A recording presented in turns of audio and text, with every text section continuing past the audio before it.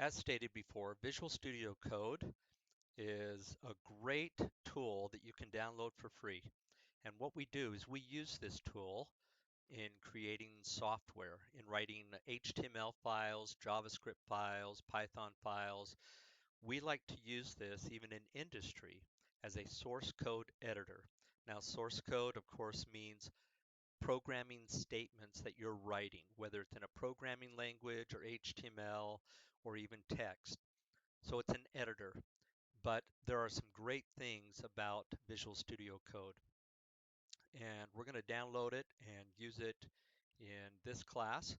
And you can use it with JavaScript, you could use it with Python, and the versions continue to update. So that's something that you'll have to watch as you use Visual Studio Code.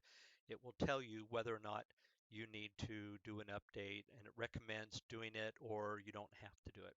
So visit this website, code.visualstudio.com. And let me go ahead and take the download off so you can see this other page, what it looks like. And so what you'll see here is this is smart enough to know what operating system you're using when you visit this website. So in my case, I'm using Windows, so it says download for Windows.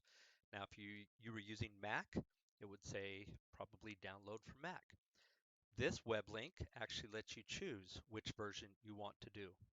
This video will show you how to download and install using Windows. So what I would do if I'm using Windows, I would click on this button, Windows 10 or 11, and then I could choose which processor I'm using. For the most part, you're probably using x64 rather than ARM64, but if you just click Windows 10 or 11, it will go and figure out what it needs to do to help you download this, and it tells you what's going on, and it downloaded the file up here at the top, automatically did the download. If it didn't automatically do it, go to your downloads folder in Windows. Click on that file and it will tell you that Visual Studio Code in my case is already running. And the reason it's already running is because I use it all the time. And so let me go ahead and close that, and then I'll say go ahead and install. I accept the agreement because of course I've read all of this, which I haven't, and it probably says that I have to give away my firstborn child, but I'll click next after I accept, create a desktop icon. Make sure you make this button click. That checkbox, add to path, needs to be clicked.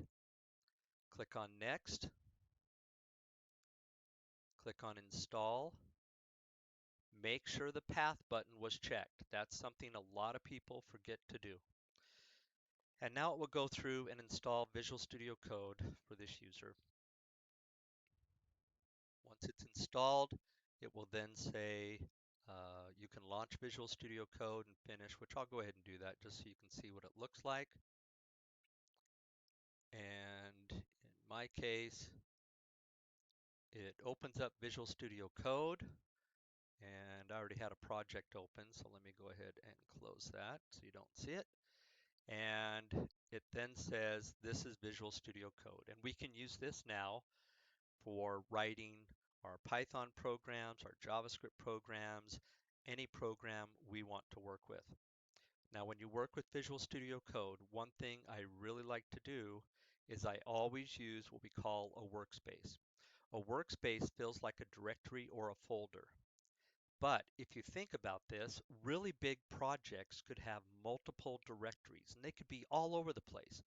And you could have multiple people working on this, but instead of using the file, open a folder, you need to click on File, Add Folder to Workspace. Remember that, Add Folder to Workspace, because that allows you to add multiple directories into one project.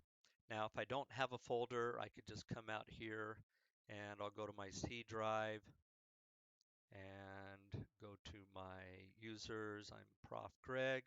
Go to my source and I'll create a brand new folder. I'll call it new folder. I did that by doing a right mouse click, and we'll just call it test. and I'll add that folder. Now that I've added that, I trust it, yes, because I made it. When you click on this little piece of paper right here, the folders, that shows you what files you have. This is where you could now come in and say File, New File. And you could choose any type of file you want, or just click File, New Text File, File, Save As, Index.html. Notice I'm saving it in that folder. Save. And now I could type in HTML tags, whatever I want to do there. One shortcut working with HTML is you can press the exclamation point and press the tab key, and then that will bring in HTML code for you already. Let me do that one more time so you can see it. Exclamation tab, and then click on that little blue area, and it brings in the source code so that it gives you a little skeleton framework of working with HTML, which is a head and body tags. So it's just a nice little way to get started. If you do a double exclamation, doesn't mean anything. So remember, it's a single exclamation, then a tab, and then click the blue. And that brings in HTML code. And this is where you're going to use a lot of the programming statements. You're going to type them into this editor, into your HTML files, JavaScript, Python. So this is something that's going to help you be more productive.